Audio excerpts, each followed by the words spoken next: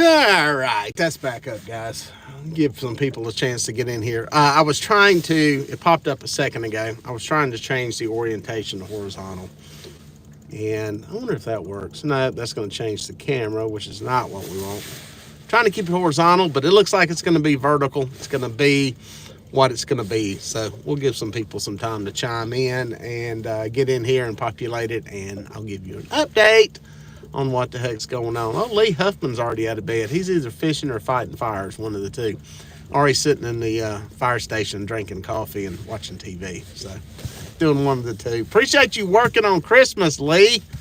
It's at least you were faking it. You were either working as a firefighter on Christmas, which we all appreciate, or you were faking it and making it look like. Hopefully you were working. I know you've worked Christmas and other holidays before. Appreciate all you firefighters, medics, cops, military folks, even the plumbers and electricians that are out there working on Christmas. Thank God I ain't got to do that. There's my good buddy Britt Setzer jumping in there. My deer hunting buddy. I don't think he's hunting today unless he's sitting in the stand looking at the phone. Maybe he is. Britt, we got to go fishing. So after we get past New Year's, we're going. So how you doing, Lake? Merry Christmas. Thank you. Appreciate it. And I hope you're all doing good. Get a little crowd in here. I haven't done a live out here in a pretty long time. And just decided to do one this morning for a little while. I'm not sure if I like the vertical format. I know for most people, they watch these things on their cell phones. So on a handheld device, it's perfect. I guess that is the new trending thing. The thing that sucks is it's kind of hard to see what's going on behind me. But it is what it is. I'm dragging out here this morning, pulling some baits, sitting about 15 feet of water, and just seeing what's going on, seeing if there's any fish out here. It's 51 degrees water temperature. Air temperature's around 30, 32. It's probably warmed up a little bit. It's around 30 when I left the house. And it's a nice, brisk winter morning. We are into winter, and it is what it is. Yes, Mark, I did have a good Christmas, and it's been a good year, blessed year. If you've seen any of the fish I've got lucky and got into here recently, it's been a great year. Somebody's asking how fast I'm moving, doing about 0.5 right now. That's about when I'm going to go, 0.4, 0.5. I'm trolling into the wind. I've got those two rods right there in the middle on the multi-bar rod holders that are going straight back, and then two outside ones on each side that have planer boards on them. It's nothing but perch this morning out of sheer laziness. I had a bunch of perch in the tank at home, and that's what I decided to go with. I didn't stop and get any chicken. I'll be wondering if I don't catch a fish whether that's good or bad, but it is what it is, and looking for some fish. No bites yet, but like I said, I just got started. Shout out to sponsor of today's video, Warmco. That thing could be a lot of things, but it's actually a hand warmer. It is a battery-powered hand warmer from Warmco, WARMCO. These little babies basically do the same thing that hot hands do, except they're rechargeable. If you get any, it's got 3 settings. My suggestion is put it on low. Low is plenty enough heat. Testing them out for 2 days. They'll run about 8 hours on that number 1 setting. There's 3 different levels to it. These things are pretty cool. Again, they're rechargeable. And I'm getting ready to come across a big old mess of stuff here. I'll show you. It's a mess as in not a good mess. That right there on down scan, when you start seeing straight lines in anything on a sonar that are totally straight, that usually signifies some kind of man-made structure. So that means you're going to get hung. That's another trick in life. Let me get this on here. Hang on. Boom, back on. Is any of you guys that are maybe new to the outdoors or in the woods or just getting around out in the wild, lost, roaming, whatever. There are no straight lines in nature. The only straight line in nature is a spider web, and you really can't see it. If If you see something that's a perfectly straight line out in the wild, it's a man-made something or another. Little thing to keep in mind is what catches your eye when you see the legs on a ladder stand deer hunting. You'll pick those things out a mile away because they're perfectly straight.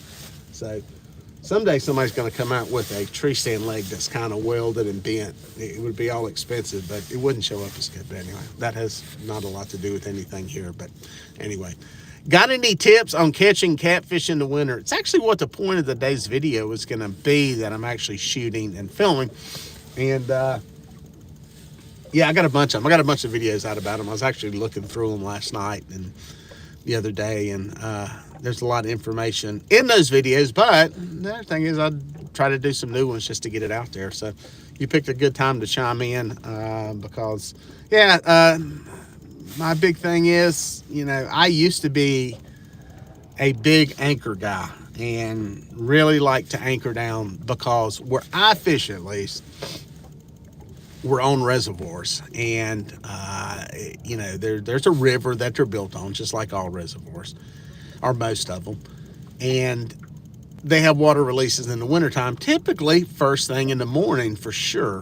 When it's really cold, people are getting up, they're taking showers, turning on the power, turning on the lights, maybe cranking the heat up, power demand goes on, businesses are open, they usually have water releases then. So historically, it's been a good time to go anchor up somewhere, and you've got some current. Now that's different, you know, because we're on reservoirs. It's a little different. You guys that fish rivers that have constant water flowing, that's a different animal. Here on a reservoir, when water starts flowing, all of a sudden it sparks a bite. Where you guys are fishing and it's flowing all the time, it's a different way, a different strategy of fishing. But here on reservoirs, at least when you've got these water releases, I went with the anchoring up stuff, and it worked. It produced some good fish. Usually my biggest fish of the year came doing that in the wintertime. But this year, last year, year before last, I started doing more and more drifting, because I started picking up more and more big fish. And you know, this year it paid off. If you watch anything on the channel, I caught an 82 pounder here on this lake Thanksgiving Day drifting, and that's the biggest catfish I've ever caught. And I caught a 60 pounder, 60 pounds, 3 ounces, I believe, on Lake Norman last week, drifting. That's the biggest fish I've ever caught on that lake. So, the thing I like about moving baits in the wintertime is that some stuff has shifted, at least where we fish, I think, over the past decade, with the way fish feed and the way they bite. And I don't know, something's just changed. And it's nice to take baits to them. Now, that's all great and wonderful when you got a boat. When you're bank fishing off a pier, not so easy. So it's a little different game there. That's where patience comes in. And sadly, it's something I don't have a lot of, and I'm not real good at it. But I understand the plight of the bank anglers. So one thing I suggest there is patience. Go out prepared for the cold, and prepared to sit and prepared to stake it out. Get you some warm hand warmers. Get you the clothing you need, the goose down, whatever it takes to stay warm, but you're going to have to sit. And that time on the water tow is the great equalizer in anything. Those big fish I've caught this month, there's skill involved, yes. There's doing the right thing, yes. But there's also a tremendous amount of luck and time on the water. That is the great equalizer in all of this. So that's the important thing. Furthermore, I try a variety on the baits. I would downsize baits too. Now, that's contrary to what I will do a lot of times in some of the videos. When I'm out here in the wintertime, I will fish a lot of bigger baits, but I also put out the smaller baits. It's a mix on what to hit is what it comes down to. The giant blue that I caught, the 82 pounder on Thanksgiving, hit a piece of bait about as big as the end of my thumb. I had out 3 large baits, perch carcasses, and heads, and then I had some little fillets off the side of them. That massive fish hit a very small fillet on a 5/0 hook. So there you go. And you know, the one the other day, the 60 did hit one of the bigger baits. So I always say put out a variety base because you never know what you're feeding on. So that's my other advice. Let's see what we got here. As far as depth goes, they can be anywhere depending on the day, and there's too many variables there to tell you to go fish deep or go fish shallow. I'm fishing some what I call medium depth water on this lake. It's 20 to 25 feet. I'm going to end up going deeper. Now the lake I was fishing at the other day, Norman, I caught that fish in about 65 feet of water. But on that lake, that's medium depth. And that's something I'm going to do a more in-depth video on at some point. Is depth is relative to the body of water you're fishing. And people say, well, when I say shallow, now for me, shallow is shallow, period. When I get below 6 feet of water, it's shallow. And a lot of times I'm fishing in 2 or 3 feet of water when I say shallow. But, you know, the depth, it's going to be hit or miss. You may have fish super shallow. You may have fish, you know, up along the bank that you can hit, or you may have them in deep water. It's really, really hard to say. So hopefully that's a little information there. Arnold O'Neill, you've been knocking it out on Wiley and coming down the water. And let's see what happens. Please, actually, Watery is on the list for a week after next. I'm going to be down there doing some fishing for a few days. That's coming up after New Year's. Got some stuff going on next week during New Year's. Guide trips, I think tomorrow and Saturday and Sunday, and then some New Year's stuff. So I'm going to come down there just because I haven't fished down there recently. So it's a lake I love to fish, and it's back to its normal levels. I know it's low right now because of the winter drawdown, but it's been calling me. It's been calling me just to do something different. So we'll see what's going on down there. So Ice Bowl, Big Country asking about the Ice Bowl. Yes, I am fishing the Ice Bowl for the first time in several years. It just works out. Thank you, Lord, that I've got room in the schedule of stuff to go that weekend. I've got a weekend off, and I've got a regular guide trip client that I fish with. A buddy of mine that is wanting to fish it. He has been asking about it, and I kind of told him, let me see. And it worked out with the kids' cheerleading schedules and the football game schedules and the NASCAR schedule and the sponsor schedules and the fishing shows that it's going to work out. So I will be up there. So if you're fishing the Ice Bowl or thinking about it, please come. You can come take my money because my chances of doing any good are not that good, but it will be fun. It will be a fun event. I fished it a couple times, filmed it a couple of times, and if nothing else, it's a fun day. So, and it will probably, I've been up there one time where it wasn't really bad cold. Matt Miles and I fished it one year, and it was okay. It was about like today to where it was, I want to say upper 20s, maybe, 30s, not bad on the wind. It was foggy that morning. I remember that. We had to creep up the river because the fog was so bad.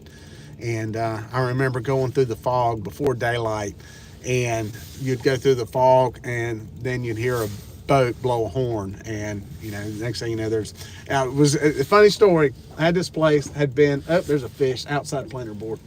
Let's see if I can make, good bite. Let's see what we got here. Let's see if I can make this go here without dropping my phone into the lake. Let's see how we can do this. Let's go here. This is not my best phone holder, so let's see. Oh yeah, that's good. That's sexy. Boom, hooked up. Boom. This was actually one of the bigger baits. I don't know if he stayed buttoned or not. Yep, he's there. This was actually on one of the bigger baits. I think he's on. I don't know. The board just fell over. I think he's off. Can't tell. He's either off or he's coming off of this point one. Like he may have popped off. Was there? Nope, I don't feel it. I don't feel the love. What we got? Reel him in. Yep. There was the bait. Had a little rattling backwoods catfishing edition, big giant rattling shad thingy. don't see any slime on it. We'll talk about that in a second. Let me get these reset.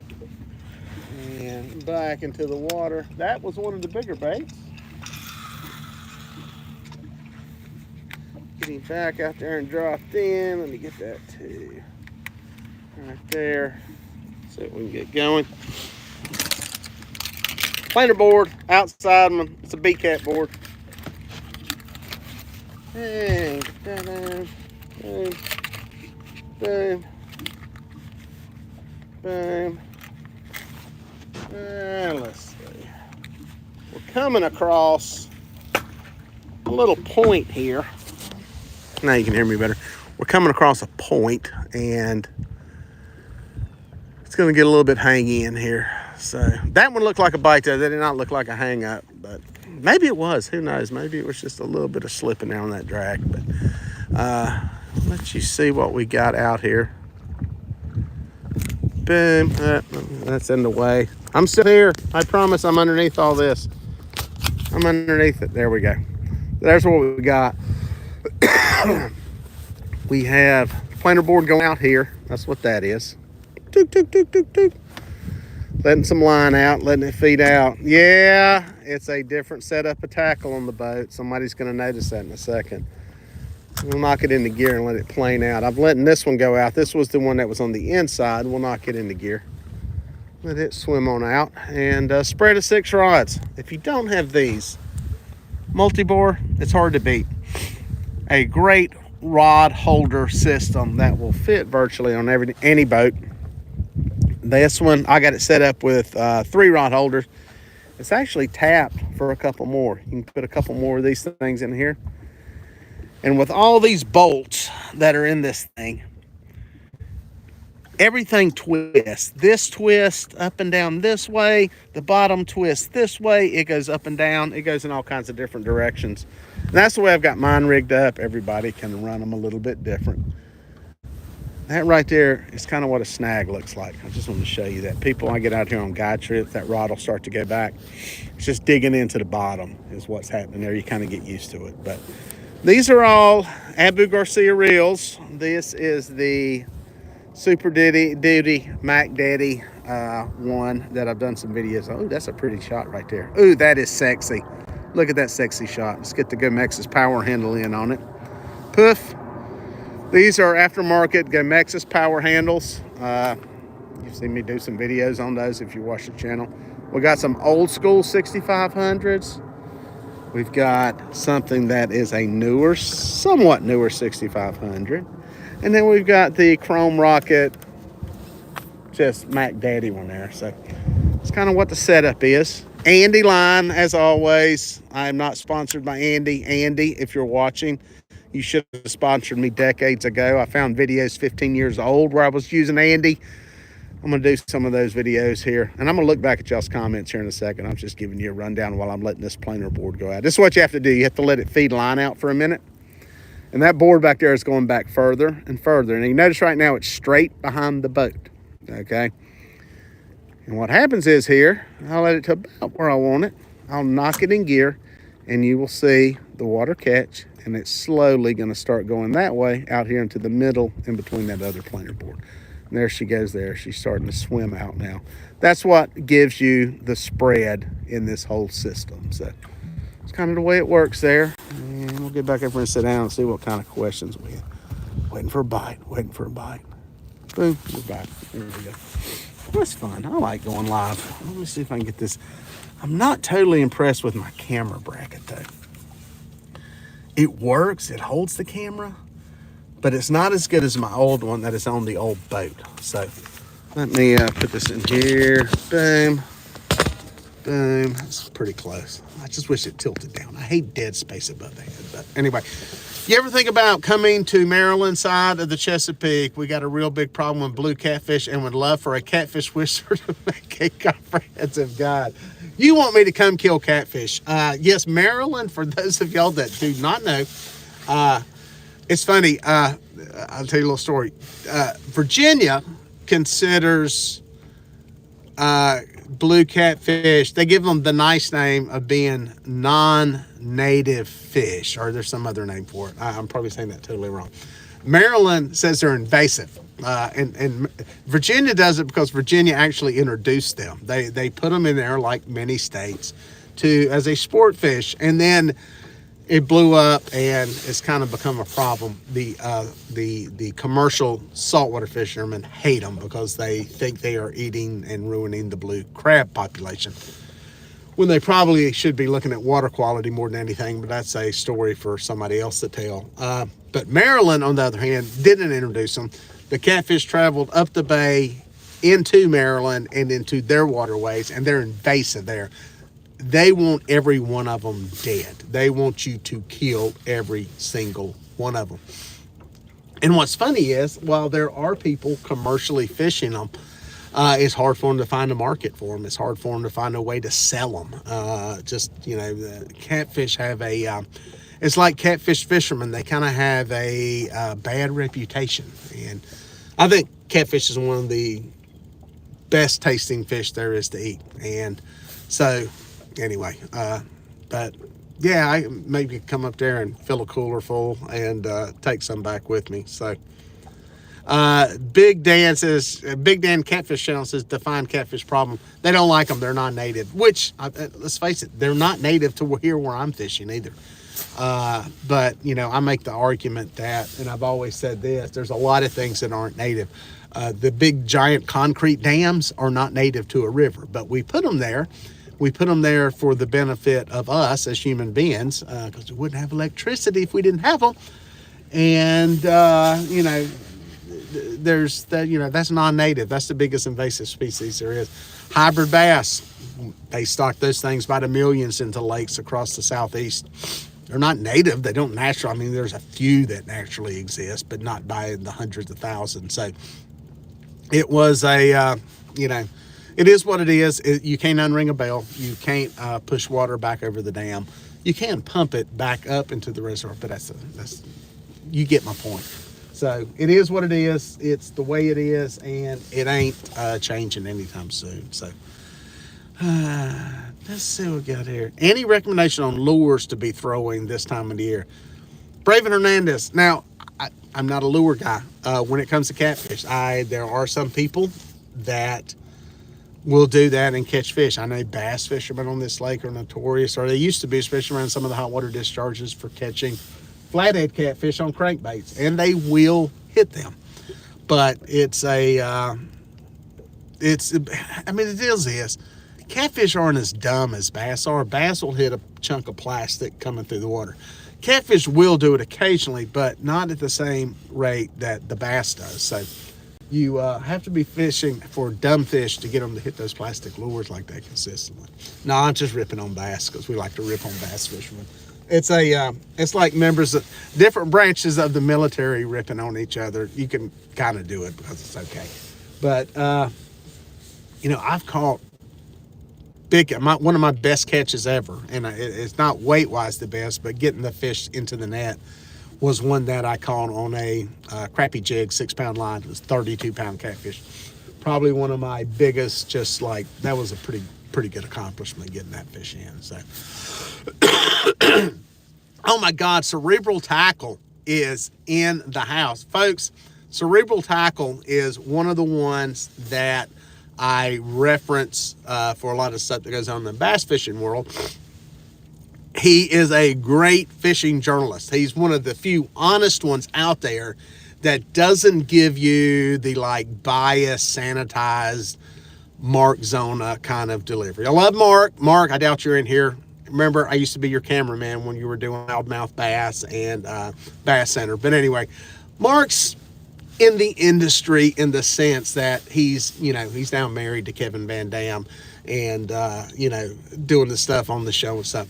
You don't get the total honest opinion. Cerebral Tackle, a channel worth following. Now, a bunch of people in here watch catfishing because that's what I predominantly do. But there's a lot of stuff that happens in the bass world, the tournament world, the technology world around fishing that it kind of transcends. And that's why I follow and actually comment on a lot of the stuff they do. But Cerebral Tackle does a great job, and he's got some really good, deep connections in the industry. So he's kind of like in a position I am with a lot of times with the catfish stuff I hear about.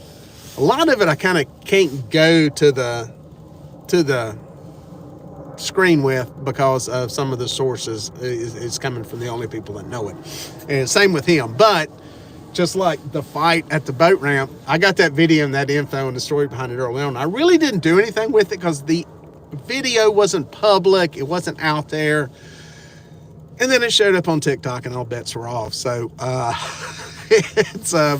it was interesting. But cerebral tackle, if you haven't watched that one, we actually had a fist fight caught on tape, which I used some of your. It coincided with a bass fight that you did a piece on that happened at a restaurant down in South Carolina that I've coincidentally been to. But yeah, he's got good stuff. So check his channel out. It's worth following. He does some really good investigative stuff. So the Patriot Catfishers of America. Good old Patriot Catfishers out there. Love you, brother. Y'all pray for James. I mentioned him in a video a little while back. He's out there trying to kick cancer's ass and doing a pretty good job of it. So say a prayer for him. Good guy. He's one of the ones that made some of the ghost floats and stuff that I was using. I think his floats went through some different names. That's all on hold now. Once he gets this taken care of, I got a feeling he may be back doing that. So love to see you in here, James. Hope you're doing good.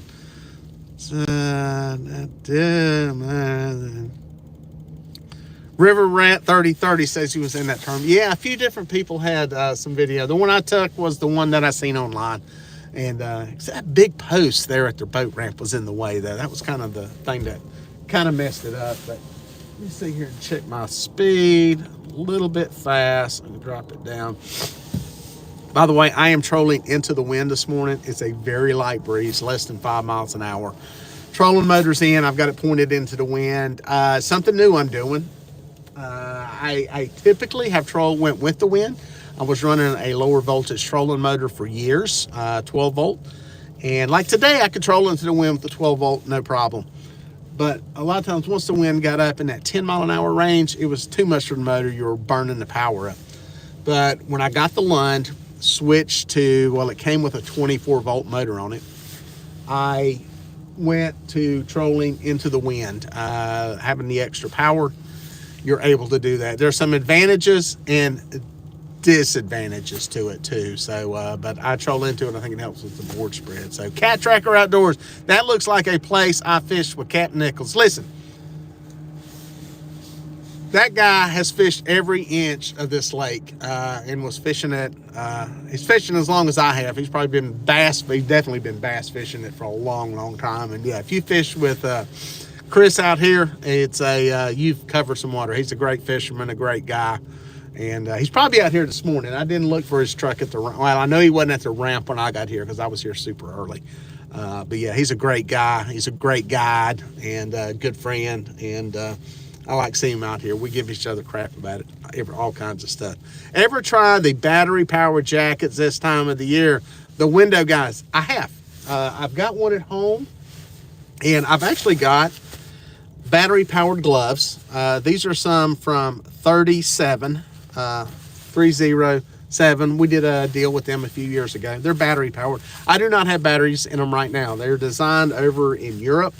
They're basically ski gloves and they're battery powered. I don't run the batteries in them. The problem with those was getting enough voltage out of them to last all day. And that's why the first thing I did when I got these things from Warmco was I told them, I said, before I do anything with these things and mention them, I'm going to try them and see if they last.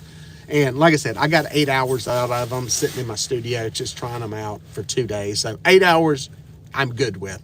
The gloves, I was getting about 4 hours. So you're having to buy another set of batteries. Same thing with the jackets. We tried the jackets out. I've got some videos of it. And the heated vests that go underneath them.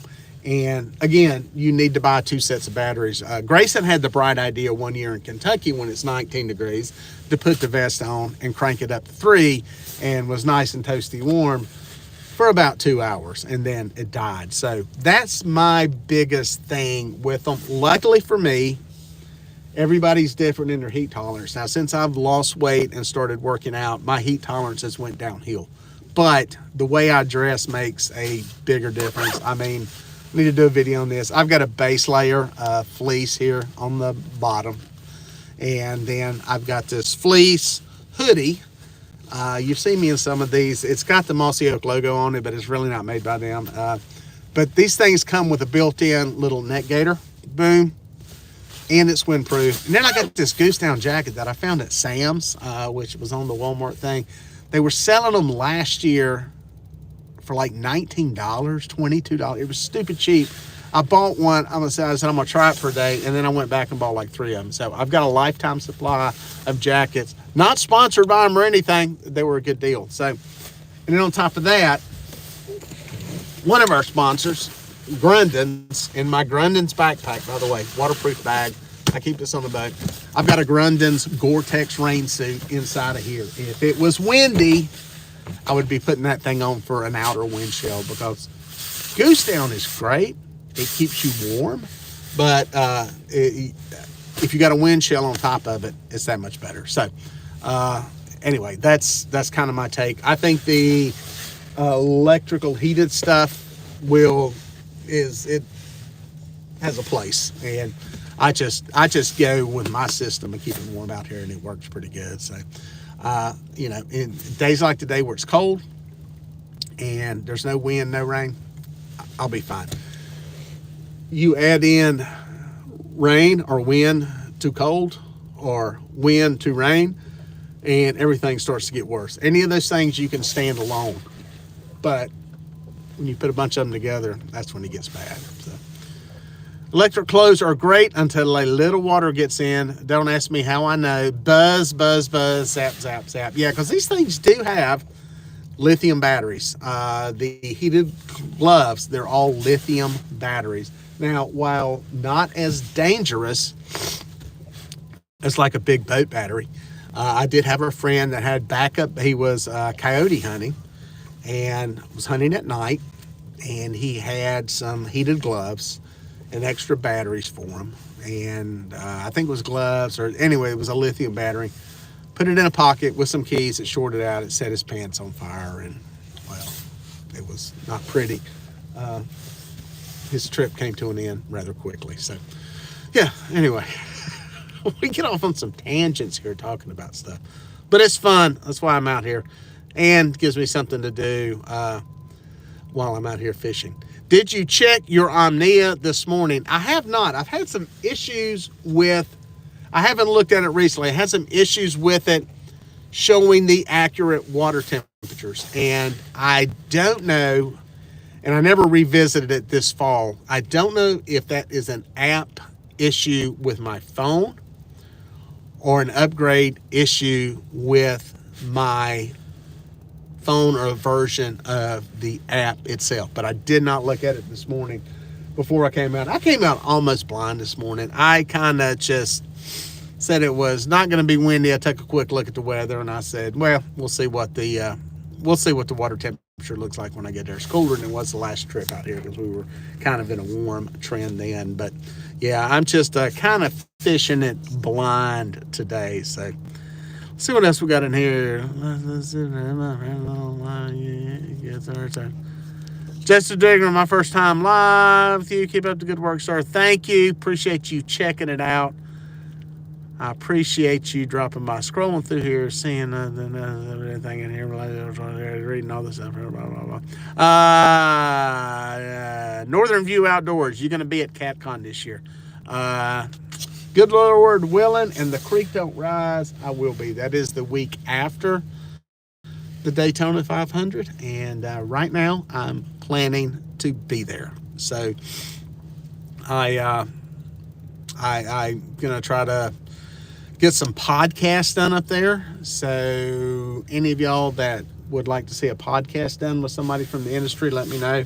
I'm going to start hounding these people right now and try to get some of this stuff scheduled up in advance, because I think it's a good time to get people, but people are also busy. This thing about these trade shows is that they're usually busy. So I'm going to try to pick some windows, and yeah, it'll be good to be back. I haven't been there. I wasn't there last year, so I always look forward to going and missed it. Jeffrey Modell, what do you think of Mad Cats? I've never used one. I've never used one. They're very popular with a lot of people. They're actually headquartered here in North Carolina, down in the eastern part of the state.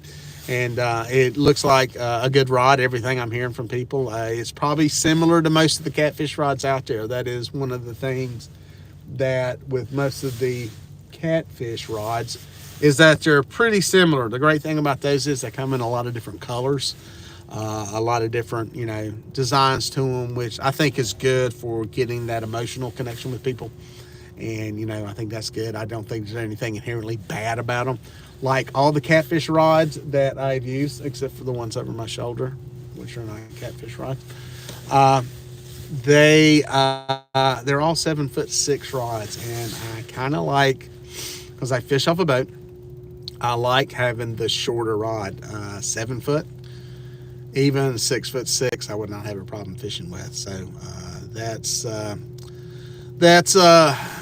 just my take on it and the way I fish and all that. So we got a famous person in the house, Pontoon Jody Catfishing. That's sorry, I had to turn my head away to look see if something was biting. So yeah, that's one of the modern catfish legend channels now on YouTube. So I want to be as famous as Pontoon Jody. That's like a cool name, like Pontoon Jody. I like that. So anyway, did hope you had a great Christmas. Did have a great Christmas. I use a Santee Cooper rig, bank fishing in Oklahoma. Patrick, are y'all still fishing out there? Is it cold in Oklahoma, or is it? I always just think Oklahoma as being cold. I know it's windy. I don't know if it got just horribly cold this time of the year yet. And I was in Austin, Texas, which is way south of there, but it was pretty chilly down there this past weekend. So there you go. By the way, if you got any good deer hunting land in Oklahoma, I need water and I need a few trees. I know the rest of it's flat and a bunch of big fields. So, but yeah, let me know. Hit me up. Shoot me a message. Believe it or not, really, base layer is a measure, then fleece down, finally a thin wind blocker. What makes us cold is moisture from perspiration. Sorry out every while. Yeah, Chase, moisture is an issue. And I've always said the worst thing you can have is cotton. Cotton is comfortable. It feels good. But if you were doing anything that has any kind of exertion to it and it starts to get wet with sweat, it's just nasty and it will make you colder and colder and colder. So, yeah, not good. Not good. See what else ain't good? The catfish bite. It's not good. I'm not getting bit. I'm pulling out onto, I kind of came out of a little pocket here, and I'm pulling out across a flat, which is adjacent to the river channel. Now, flat's a term. People always hear me say it. They're like, what's a flat? Well, if you can imagine a place where there's a river, okay? Let's just say it's a smaller river, and you're driving down the road to that bridge that crosses that river. You may come down out of some hills, and you'll get down into like a river bottom before you get to that bridge, an area where, it's relatively flat. Now, if you're in the mountains, a little bit different. You don't have that as much unless you're into one of the valleys. But if you're in any place that's kind of a rolling hill kind of area, you used to have a little flat area, river bottom, before you get to the bridge that crosses the river. That old river bottom, when it's flooded, is basically what you have here is these flats. Usually it could be 50 yards to a couple of hundred yards of flat area, relatively flat, before you get to that river channel. And traditionally, over millions of years, that's nutrient dense area right there.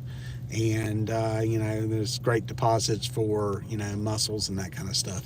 Mollusk, corbicula, whatever you want to call it. Depends how scientific you want to get. So there you go. But I'm coming across that, going to head to the river channel to see what's there. So last time I saw a live from Dieter was a year ago on Lake Norman. Glad to see you fishing live again. Yeah, I was able to do that one horizontal too. And that was the one where I jacked my jaws for about 2 hours.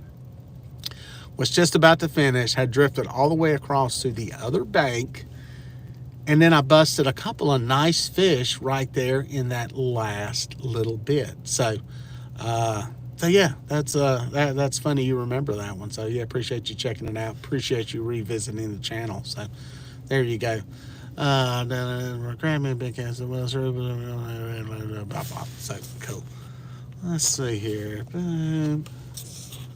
Well, we got, you're gonna like, see if there's anything else in here I missed. The question is, this is from Ray Dalton, 120 Black Tennessee record, the biggest on YouTube that shows the entire bite, fight, and catch. Hi, question is Mika Burkhart's 122-pound blue catfish Tennessee record, black cat? I think you're asking, is it on video? I'm pretty sure it is. I'm not sure if he had video of the first one. Did that rod just move? Am I seeing things?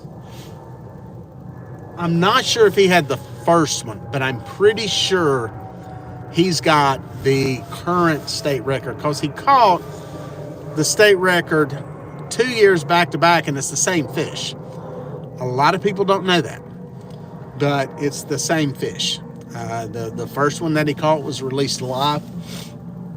And then he caught it again. You can tell by some of the markings on the fish and some of the pictures. It was actually the same fish caught again. So catch and release works, and it was released into the wild, into a river, not into some pond where he was catching it. So there you go. Yeah, I'm pretty sure that one's on video somewhere. He's putting out a bunch of content now. Good guy, just, it's just good, just down to earth, bare bones, basic fishing video, and he puts out some good stuff. So let's see what we got here. That's cool. Amazing. He was 22 pounds off the world record. Yeah, that's the thing with world records is, let me get this over here. We have made such, I'm going to try it on this place on the back.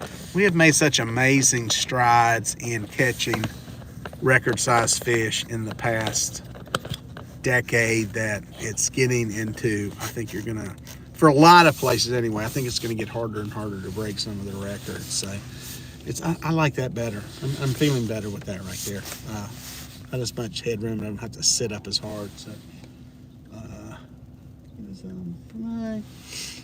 there are fish here. There's a lot of suspended fish. Generally speaking, I'm not a fan of suspended fish. I know Cerebral Tackle can talk to this. In the bass world, a lot of times suspended fish are inactive fish. And I've got a video that may have dropped or not already. I was actually fishing near here when I taped it about a month ago. And I had down lines, suspended lines for them, and never got a bite. I finally got tired of doing it, which I typically do. A lot of times when you get fish sitting in the middle of the water column, let's just say this screen is top of the water, boat's up here, here's the bottom, and you get these big giant arches sitting here in the middle. Now, they could be carp. We have carp in here that are significant. They could be gar. Gar put off a very strong signal. Some of the larger gar may show. But some of those are catfish too. And they will be suspended in there. Looking at them on the sonar, they're not moving. They're just sitting there. There's none of the weight trail coming off on the sonar signature that shows anything. These fish are hard to catch. They're hard to catch. I think if I had the desire and could sit on top of them and jigged them and worked them, probably could catch them. I don't care that much to work that hard to do it. So I try to find the ones that are biting. So that is what it is. So there you go. Ray Dalton said, I'm in Washington, D.C. and it interests everyone to kill blue catfish, so our Potomac River is loaded with 30 to 50 pounders, but that's because they get killed and can't reach 100 pounds. Yeah, some or many will not make it, but some will. The thing is, I think the tough part about tidal water is because it flows basically constantly outside of about 2 hours a day. I think it's harder to grow those 100 and some pound fish. Not that you can't, but I think that's what keeps the James River from producing, even with its tremendous genetics, a world record fish down there. It's just the current. They have to burn a lot of calories just to deal with the current. And I think that takes away from them, getting to that size. I mean, let's face it. I've said this before in videos. A fish that gets above 100 pounds is a genetic anomaly, period. Not all, it's like with people. Not everybody's going to grow, no matter how good they eat, where they live, how long they live, is going to get as big as Shaquille O'Neal. That's just, it's genetic. Same thing with catfish. Out of the millions of catfish out there, only a few are are genetically predisposed to get that big. And everything has to be perfect, life-wise, food-wise, life cycle-wise, and they have to get on. So, you know, you add in the fact that you've got all that going on, they're killing them, and, you know, just they're having to burn so many calories to stay alive in the current. It makes it tough. So I think there's somewhat of a limit. But what lake are you on? I'm on Lake Wally, which is I'm technically in South Carolina right now, but I'm about 75 feet from North Carolina. The river, the state line runs kind of the river channel over part of the lake. So that's right outside of Charlotte, North Carolina. So it's right on the state line. So, you know, part of this is in South Carolina, which is where I'm at now. I'm literally probably 75 yards looking at the sonar unit from where the state line is. So, yep, there you go. You don't suspend bait. So, northern view outdoor. So you don't suspend baits while dragging if you see a lot of suspended fish. Sometimes I do. Not today. It's like in that one video that I put out. I think it's already dropped. It was just, or it may drop this Sunday, I don't know. I put them out, I got them out, and nothing ever hits them. There are times, especially on Lake Norman, where we get fish in the summertime that are in 120 feet of water suspended. And dude, it is great fishing. That's all you fish are suspended lines, 30 to 60 feet down. And when they hit it, they slam it. They blow it up. I mean, just blow it up. But it's, you know, it's just wintertime, it's tougher. I just seem to do better finding fish that are hitting the baits, fishing the way I'm fishing. And, you know, now what's happening is, I'm going to show y'all something. We're dropping into a river channel. This is going to be interesting. I come across an area that's kind of scattered with fish. As you can see, we're starting to roll downhill, as I say. You can see it's starting to get deeper. We're starting to go down little by little up here. And it's on the downskin. Here's the mapping. You can see there's the river channel. It's highlighted in blue here, the old river channel that came through here. All of this is water. Everything blue is water, including some of this stuff on the edge there. It's kind of color-coded for depth reference. But what happened is I'm coming down a pretty steep little bank here. And, you know, there's fish all in here. Now, are they all catfish? Well, no, they're not. There's lots of different fish in here. But there's a lot of stuff, decent size, that is suspended in the water column. There's also smaller stuff down here. Could be all kinds of stuff. We don't know what it is. We just know that, generally speaking, this lake, when you get around any fish, some of them are going to be catfish. Now, some of these arches, I seen one a minute ago that was pretty significant, that put off a pretty strong signature. You can see that one up there. That's a pretty significant fish there. That's a lot of density there. You want to see that on the bottom. That's when, and there he is there. When you start seeing stuff that size, that's when I start to have the confidence that those are most likely catfish. What's going to happen is we're going to try to make a turn and go down this channel just to see what's in there. Looked like most of the stuff was hanging right on the edge of the channel, which when you zoom in, you can see those lines there real close together. That means it's very steep. And I always say, when you're looking at a lake and looking at topo maps, look for lines that are close together. You've got underwater structure there. There's a change, it's a fairly steep change. Fish will orient to that a lot of times, and it's something to take a look at. We're going to make a turn, probably come right through here and try to put some baits with the boards up here, some of the deep stuff, and see what happens. So that's kind of the plan on that. Hopefully that explained a little bit of stuff there. I don't know if that made sense or not. It's here we go. We're back. I'm headed to Kerr. There you go. I'll be up there. I'll be up there fishing before the ice bowl for several days, so it'll be fun. I got to tell y'all my hot dog story from Kerr. I was fishing up there with my buddy Matt Miles, who started the brand Catfish, K-A-T-F-I-S-H. And we were up there goofing around, and this was before I was using chicken for bait. And we were dragging some stuff. And he was doing this goofy little spoof thing. in a short video, and he said, we'd fished all day. I think we'd caught some 15, 16-pound fish. Nothing to even contend up there. And he said, let's put a hot dog on one of the lines. So we put a hot dog on this line, dropped it out the back of the boat. And we're trolling around, and, it's just, it ain't happening. We ain't catching really any fish. And it's winding down. We're looking at the watches. We got about 20 minutes, whatever. And we look back, and the rod with the hot dog, line just starts smoking off of it. And go back, get the rod out of the holder. I think I got 1 or 2 cranks. I was like, this is a good fish. And zoop, zoop, zoop, zoop, and lift, and boom, pops off. Good fish. Would it have won the tournament? I'm trying to think what won it that year. I don't remember what won it that year.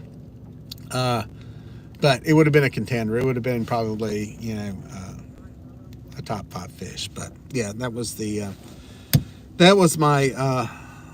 my shot at greatness in the ice bowl. So it's we will have hot dogs on board this year. We're talking with Oscar Mayer right now about sponsoring us for the tournament. So we'll see what happens. All right, made the turn. Let me get a little power here on the boat and see. Also bait across the line. Couldn't believe that ever would happen. Northern View Outdoors. Yeah, it happens. There's I think all fishermen are capable of doing some asinine things, but I do believe there is a certain level of entitlement with bass fishermen, and not all of them, obviously, and I don't think so much with the serious ones. Even though the serious ones, if Cerebral Tackle's in here, I know he can tell us some Zaldane stories. There is some entitlement, I guess would be a good word. I'm a pro bass fisherman, and this is how I make my living, so get out of my way kind of mentality. And then that kind of transcends to, I'm fishing a tournament and I've got a $95,000 boat, and you need to just let me fish through here, and then you can catch your slimy catfish mentality. So, but not all of them are like that. I've had some very gracious people pull up when I am fishing on a point or something, and I've seen them come trolling down the bank and go around me. And I've had some pull up and ask, hey, can I hit this point where your line's at? And that's cool. Most of the time, you tell them where they're at, they ain't gonna bother me. You're throwing baits, crank baits, whatever. Alabama rigs out there. Stir it up, hook a fish, get them fired up. It don't bother me. But there's some good ones, there's some bad ones, and that's just the way it is. Yeah, Cerebral's in here. He knows. I almost did a video on something he did one on. Was the Zaldane duo, and he had one of his tirades that was caught on video of him going off on somebody, and yeah, it's sad, but it happens. It's in all sports. You got people that egos and frustration with themselves and what's going on, and that desire, overwhelming desire to win and be the man, and it can lead to people doing dumb stuff. So yeah, sometimes it's good, sometimes it's I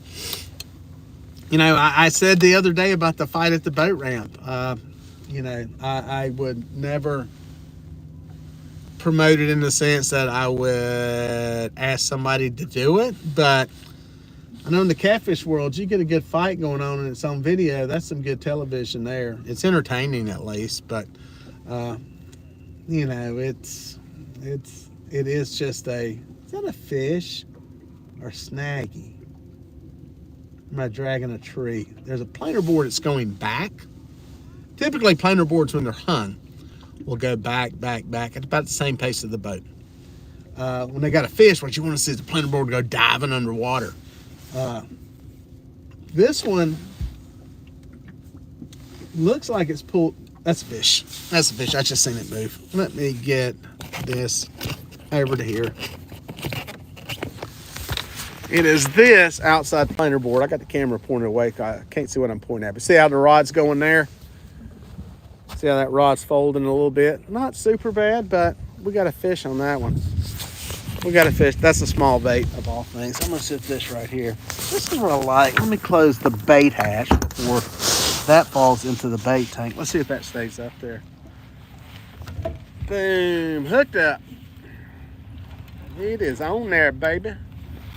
Yep, I feel it. I'm gonna let this planer board run back. This is where I wish I could get POV video off of a GoPro.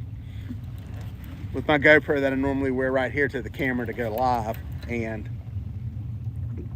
that's a decent fish. That's a decent fish. We got, come on, big boy.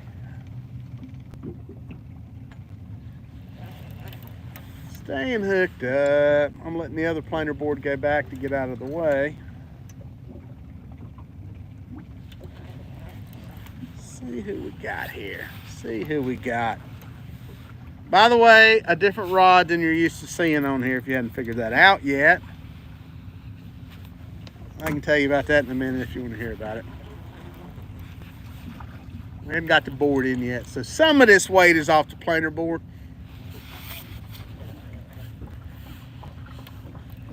See what we got. Nursing it in a little more than usual, just because I'd like to get at least one on camera.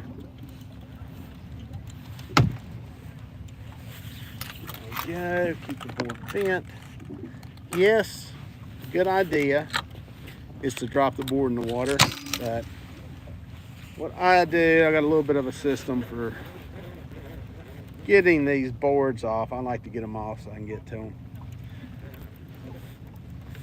Now I got a boat full of women over here in one of the little sculling boats watching. If you hear cheering, that's what it is. I'm gonna net this puppy.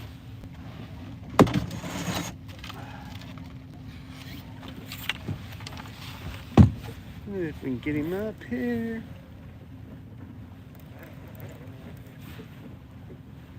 Almost there, almost there, almost there. Almost there.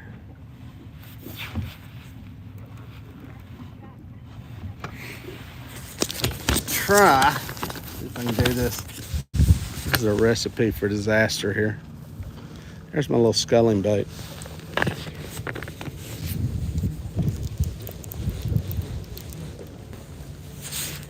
It's such a recipe for disaster. I've got the phone in my mouth.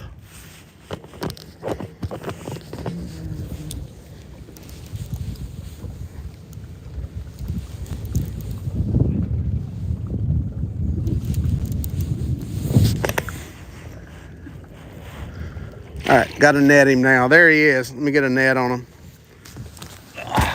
That was crazy. Come back here, baby. One more crank. One more crank. Oh, come on, baby. Come on, come on. Turn your head back to daddy.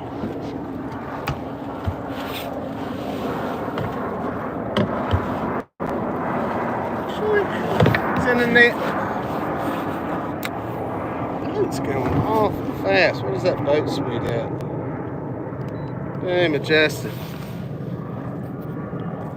All right, got him in the net. Let's get a look at him.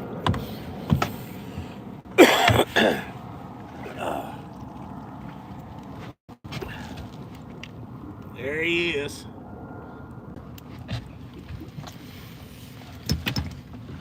It's a good fish. It's one in the teens. Take that. Heck yeah.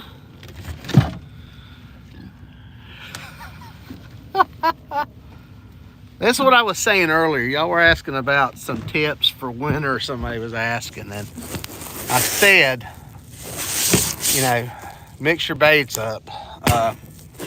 You know, smaller baits, and that's what this one took. A little bitty 5/0 hook, little bitty perch fillet. Right there's the bait. That's a 5/0 hook, little hooker's terminal tackle hook, and a little piece of fillet, Santee rig, nothing crazy, and a good looking fish. Let me get him up here where you can see him. Come here, big boy. Girl, I think you're a girl. You look like a girl. Come here. Nice fish. Let me back up some. Whoop. Almost knocked my phone in the lake. That was good. That'll make a highlight reel somewhere.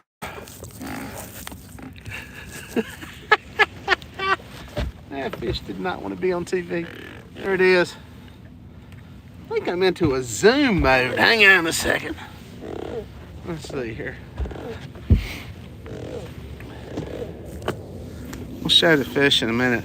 How did I zoom in? Yeah, there we go. I've always said when I'm taking these pictures of fish with a phone, one's gonna knock my phone in the lake. That one almost did. All right, stop. All right, there he is. Good looking fish. Good looking fish. Nice blue cat, big old belly. Gonna get him back alive. He gone. It's a GX2 ugly stick.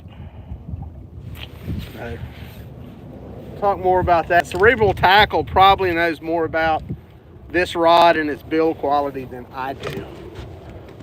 Get that one on. Get this back out.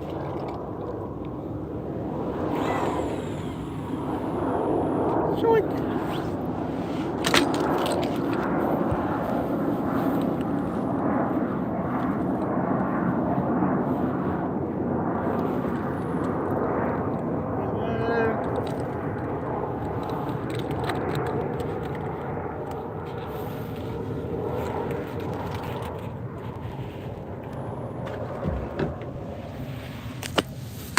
So anyway, they're GX2 rods. They're ugly stick.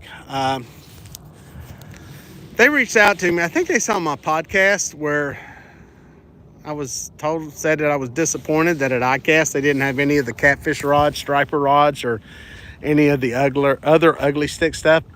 But they had these GX2 rods, and that's what they were really pushing at iCast this year.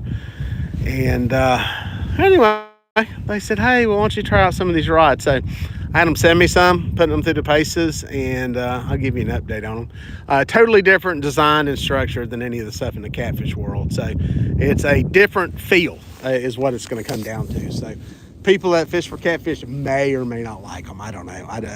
For me, I like the fact that they're shorter. It landed... I did not catch the 82-pound fish on these rods, but I did catch the 60-pound on, and that'll be in a video in 2 weeks. So they'll handle a 60-pound fish, and you'll be impressed with the bend on the rod. If anything was going to break it, you thought that would have done it. But it's a shorter, let me show you. I'll just show you. Let's make this easy. Got slime on my phone from the fish where he hit it. That was not good. That was almost a disaster. Anyway, the rods, boom, there we go. Have a much shorter butt on them. The area from the reel to the back, I think big cat fever rod, I think it's about this long. And there's not as much handle up here where you got to grab onto, but they are a medium action rod, 7 foot, and again, the whole just design, action, everything of them is totally different than the typical catfish rods that you're going to see out there. See me using with the big cat fever rods, or with the Mad Cats rods, the Catfish Pro rods. It's just a different design, and again, it's the thing about this this whole world, man. There's a lot of different stuff out there. This is where the hot hands come in. The Warmco hand warmers. This is where these little babies come in to get my hands warm. And, you know, they're nice and toasty hot. So, thanks, Cerebral Tackle. Appreciate that. Get that. Yeah, that thing was, that didn't go well. But it's the beauty of live TV, live video. So I appreciate y'all tuning in to watch it. So that fish was probably, I don't know, 16 pounds, something like that. So 15, 16. I didn't even stick it on the scale. So T is what it is. They two is what it is. Cerebral, they're not known for sensitivity, but they are for strength. So yeah, it's it'll be, you know, it'll be. They got some different ones. There seem to be a strong word. I will say this: the bend on them, and I'm not good on the fancy fishing terms, but the big cat fever, I seem to have more parabolic bend with a lot of back end stuff down here from probably the second guide back. It's almost straight with, you know, more bend toward the end. Or these things seem to be more of just a uniform bend all around. So it's again, the 60 was fun to catch on it, and I had no problem getting the fish in. And I was wondering, man, it was bowed the heck over, but it worked good. I like them. If they made a medium light, by the way, Abu Garcia, if you happen to watch this, if you make a medium light, let me know, because those things would probably be great for chasing channel catfish and some of the more, you know, non-aggressive biting fish. So yeah, we'll see. So what's your favorite fish besides catfish? I mean, gosh, that's tough. I love to catch perch, believe it or not. I love we don't have striper stocked in this lake, so there's not that many of them. We get a few washovers, so I don't get to chase those in here. But perch, white perch, are kind of like fishing for striper, so it's kind of a same type targeting deal as far as how you, one, you got to find them, then you got to fish for them. Now, granted, they're little bitty fish, but they're kind of like potato chips. They're kind of addictive. You eat one, you want to just keep on catching them. And they make great catfish bait. So I like catching those. Like crappie fishing. I like long lining for crappie when you're trolling for them. Thank you, Michael. I appreciate that. Thank you for doing that. I appreciate that. I guess that was to get some ibuprofen for my knee when I tried to hit the ground to keep hold of the catfish. Thank you. Appreciate it. Oh, we might have another one inside planer board. Might be able to see that bite. That rod right there. We going. I think he's on. He's popping it. Looking like a channel cat bite, to be perfectly honest. That looked like a channel catfish bite to me. That is a bigger bait, though. That was one of the, I think that's where the head, let me think here. No, that's the small piece. The head went back to the outside when I let that planer board go back out. So I may check that one and check a couple of baits too while we got a second here. So Michael, I appreciate that. Thanks for dropping some love there. I guess if I have to go back here and fall down again, maybe, Lord knows, I'm gonna stay in the boat though. I don't know what it's gonna take to get somebody to drop $100, but I got a feeling it involves me going in the lake, and I don't want that to happen. Let's see if I can clip this onto this holder here using the old multi-bar to mount the camera mount onto. Ain't too bad. That'll work right there. There we go. Let me get the net put away. Out of the way. Stay with that. I have dragged a long way without checking baits. I know these two over here were good. Let's see what we got going on. By the way, someone, just like I was saying earlier, some old Abu Garcias. Y'all seen me use a lot of different reels. Some of the less expensive brands, you know, the PC Fun, the Ancient Mariners, the Catfish Pro. These are the higher ends. These are what those are mimicking. So still got bait on this one. Again, a small bait, just a small one. That one back out. One thing about running perch for bait is that it will, and oh, by the way, I cast the lines out and let line feed off of them. We're doing about 0.6. Let me knock it down just a little bit here. using my remote to control the boat. But yeah, using perch, it stays on the hook. They really got to slam it to get it off. You know, you're dragging chicken. I would have checked chicken a couple of times already just in the time I've been doing this video. So no chicken today. This one, I took a fillet and split it. Got two of them. They look like two little fishies. Two little fishies. Two little fishies swimming in a line. Two little fishies swimming in a line. Something rhymes with that. One is his and one is mine. There we go. That's why my rap career never really panned out. Put this one in. Thing. All right, remind me to show you the cool thing on my cup, my boatboard.com cup. I gotta show you something cool. And stupid me just figured it out. I think my wife reminded me of it, never got about it. So. We got here, again, Big Cat boards. That's me, by the way. Big Cat put that information on there for me when I made those boards. The old owners did. They got new owners now at Big Cat. I think Catfish Sumo may have bought them or something. They're still making them. And I'm still using them. Another small piece of bait. I'm gonna roll this hook back through here to help prevent some of that hook roll. Yeah, and I'm leaving these baits on. I hadn't freshened the penny. This one back out. Let's see here. Let's do this. Shoink. That one's out there. That one straight on. Just got plenty for the bottom. Shoink. Shoink. Shoink.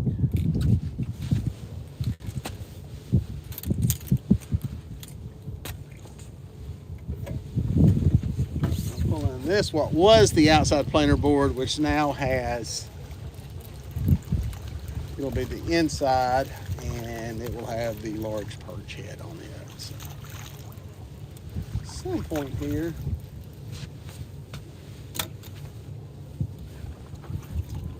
kind of coming up out of the river channel when I caught that fish.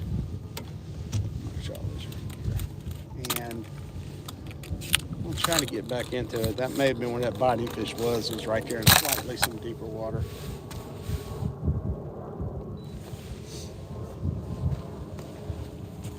Again, not marking as much up on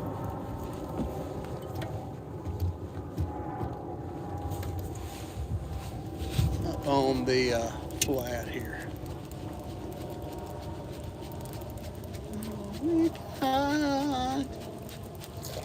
Danny owns Cramerton in Tennessee's a great guy.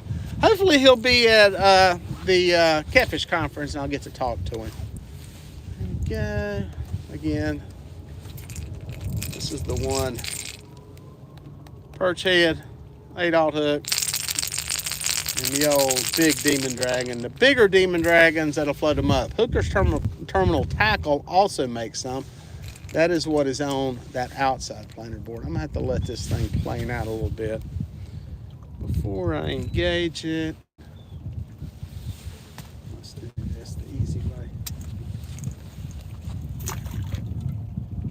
Let that run that way, let that spool off. And I'll stand here and wait for that to happen and talk to y'all and answer some questions. Ugly stick tiger rod, medium light. I use them for dinner, fish, striper, drifter, canal, sand, T. Yep, that's one of the rods. That's one of the bigger rods I got back in the day. I'm actually going to do some reviews of some of my old videos from like 12 years ago coming up next year. And it's got the old ugly sticks in it. But I went big time when I got me some tiger rods. And those are good rods. So it's... they found a combo that works, and those rods will fish, you know, fish and catch a lot of different stuff. I've caught a lot of sharks on them down at the coast, and some big bull reds, that kind of stuff. Let me get this planer board on. Y'all look that way. Let's do this.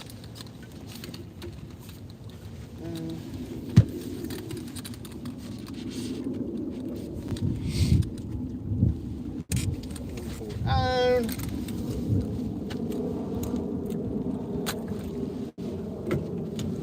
Ready to go. We're set there. Boom. Let those boards roll out for a minute there. But yes, I was talking about favorite fish to catch. I like to striper fish. I enjoy that too. You know, the great thing about striper fishing, you've got some different ways to catch them. You know, live baiting, downlining that way, pulling Alabama rigs.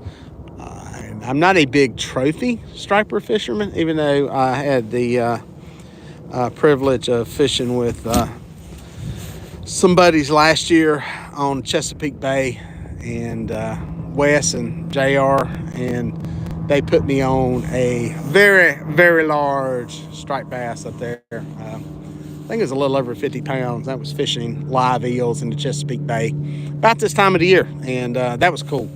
That was a cool opportunity. So, but yeah, I like those, and I like freshwater stripers too. So, knock that into gear, knock that into gear. Let me get a charger on up here. There's a little charge power. La-dee-dee, la-dee-da.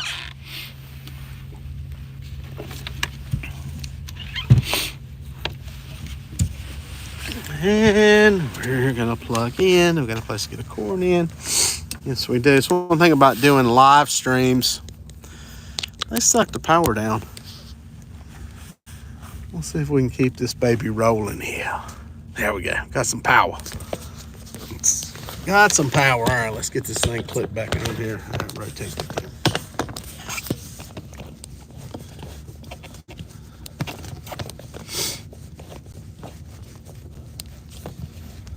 Not to answer for Dieter. I got people filling in for me. These are my producers here. This is good. I don't know what the question was, but he probably answered it correctly. Get on there. JG's one that's tuned into the channel quite a bit. So, oh yeah, somebody was asking about where I'm at. Yep, I'm on Lake Wiley in South Carolina. That fish may have been in North Carolina when it was caught. I may have been sitting where that one was at. I was kind of toward the middle of the river channel.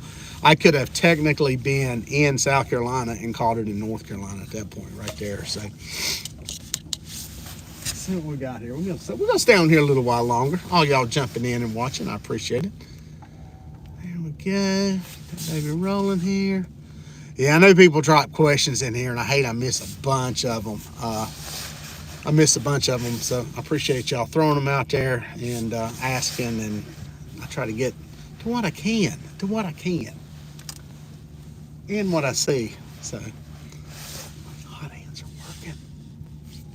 I'll try to put a link to these things. It won't do you any good. Warmco, they're on Amazon is where you can find them. So check them out. The little battery powered babies are nice.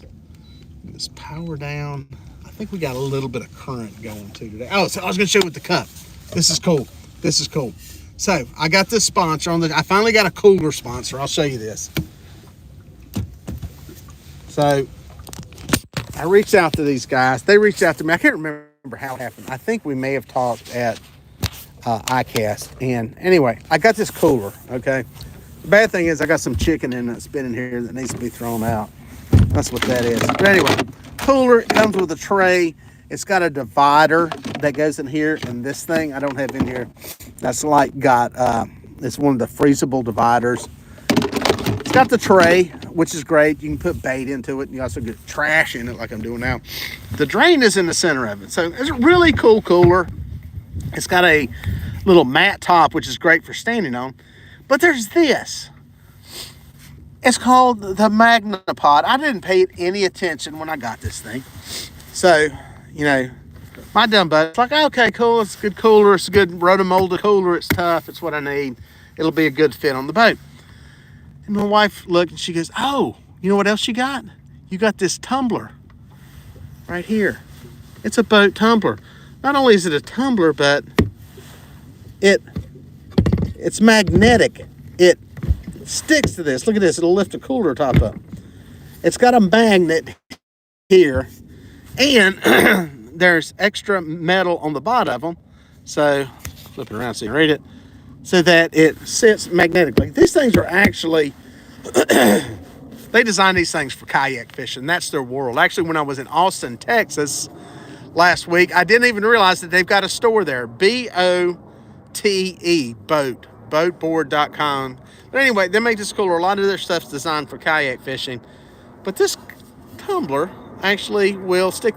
The other thing it does is that I didn't figure, I put my my mug in this cup holder all the time.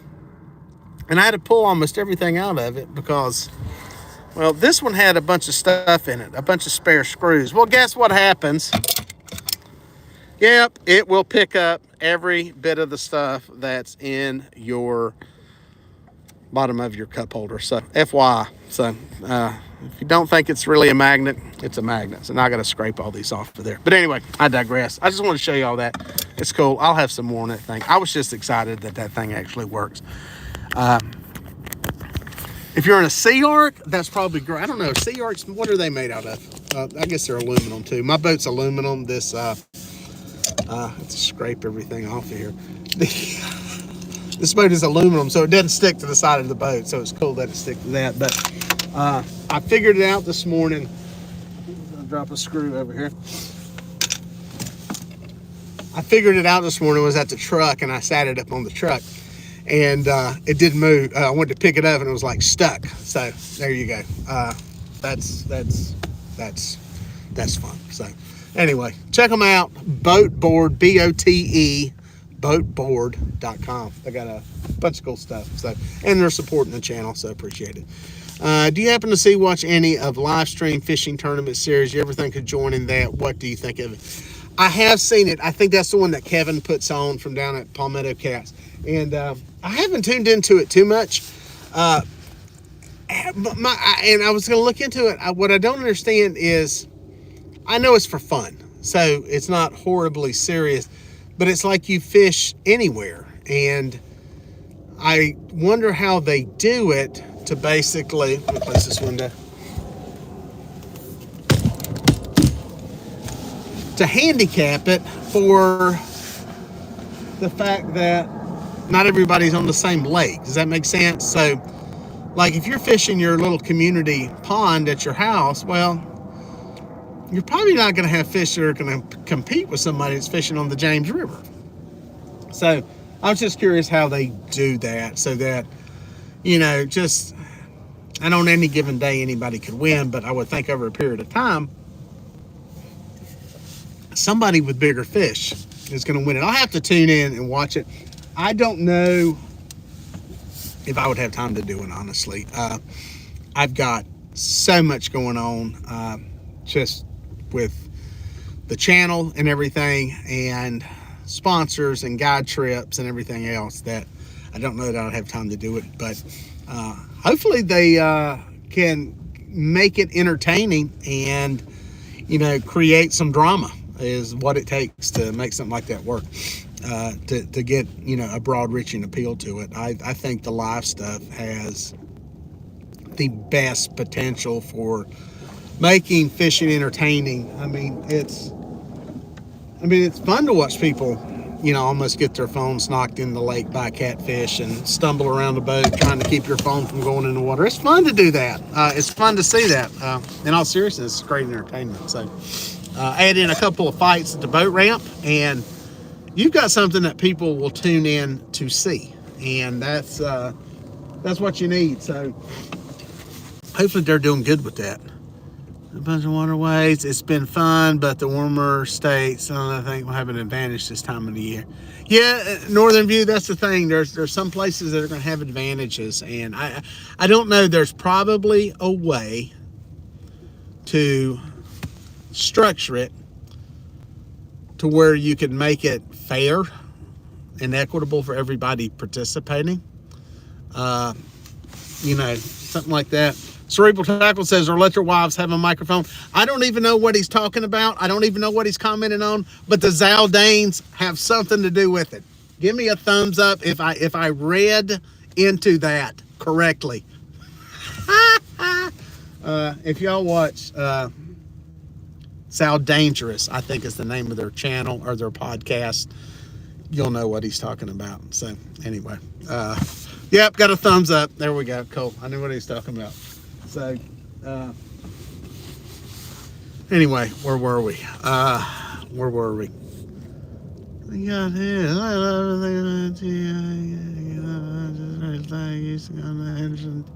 Henderson, Kentucky, and fish the Ohio River. One day, I'm going to have a sponsor that is going to pay me to go on the road and travel and fish a bunch of different places. QT, Quick Trip, if you're listening, I could be your guy. And, you know, living on roller dogs and 87 octane gasoline, baby. Roller dogs and 87 octane gasoline. And the 32 ounce diet Pepsis with the pellet ice. That's going to be part of the contract. We got to have stops with pellet ice. So anyway, I'd like to work on that. There's a bunch of places I want to visit. There's a bunch of things I want to do, but as with many things in life, there's also a balance you have to hit. Now here's some of these suspended fish again. I'm going to show these things to you. Not giant fish, could be gar. Pull this off of here. Boom. Boom. Suspended. You know, mid-water column. Those are not giant arches.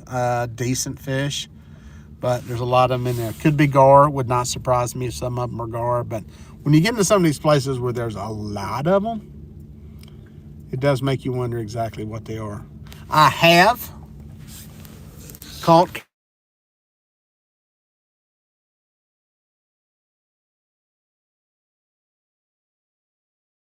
I'm back. So he either seen me or is trying to talk to me while I'm doing the live stream. So Richard's a good fisherman out here. A bunch of y'all know him, have fished against him. Good guy. So anyway, pulling down through here, it has not been on fire. I got a feeling there's another place that I want to try, and I got a feeling that there may be some fish there. I'm going to make a run there and try that. This, just for the record, this is longer than I would normally fish an area like this without catching fish. So just to give you kind of an idea of, you know, people ask, how long do you fish in one place? How long do you stay in a place? You know, how long, you know, blah, blah, blah. You know, I make a pull like this, 45 minutes, an hour. And when I've gone from a cove to a river channel to a channel edge into some deeper water, if I'm not on fish that quickly, you know, I'm usually moving away from it. So who was it that asked? That's a good question. Ray was asking, you think it's bass or catfish? It could be both. There's a lot of a lot of bass out here suspended offshore, and the old chest cold is almost gone. We caught those fish. We would catch those fish live baiting for crappie out here, crappie, depending on what part of the country you're in. And for years, we would tell bass fishermen, you guys need to be out there offshore, middle of the river channel, blah, blah, blah. There's a lot of bass out there around those schools of bait. These are kind of alone away from the bait. Not a lot of bait out here, by the way. And they just looked at us like, you're stupid. You're just fish for catfish. You don't know what you're talking about. And we would catch these fish. We would catch them on Lake Norman, a lot of times spotted bass. Suspended at her, catching them on Alabama rigs, open water, trolling for hybrids, stripers. And then this little miracle drug came out called forward-facing sonar. And somebody figured they could catch a fish that way. And they did. And somebody else saw them do it. And somebody saw them do it. And everybody started copying. Now you will see bass fishermen out here, open water, away from docks. As shocking as that is, decade upon decade upon decade, bass fishermen were beating the docks, beating the bank, catching fish. And when that didn't work, it was time to go watch football games or something, because they just couldn't catch fish.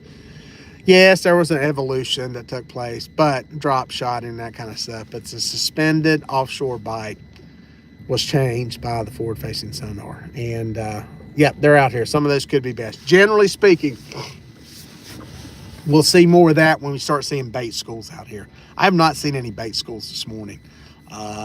And, you know, that's a good little indicator of where I'm at. So, you know, that's where I generally see those bass, larger perch, and even catfish around those bait schools, because the catfish will be around those bait schools because they may want to eat the bait, but generally the bigger catfish are not, you know, going to chase down a bunch of little bitty threadfin or blueback. They're going to eat the bigger fish that are chasing down those things. So that's kind of the mentality. But here's some more. There's another good little stack of them here. So stuff like this does not get me excited for fishing. While they're decent arches, there's some red in them at least. Decent. A little bit of thicker stuff there toward the top there. You can see that. It's, you know, there's one fish there, dead in the bottom, probably in the mud. You can see some separation there off the bottom. Nothing that drives me crazy as far as fishing is. So that kind of is what it is, what it is, what it is, what it is. Flip the camera around, what it is. So fishing is fishing, fishing is fishing. So one fish in, we've been on here 90 minutes, so not on fire. Let's say get it done. Eels.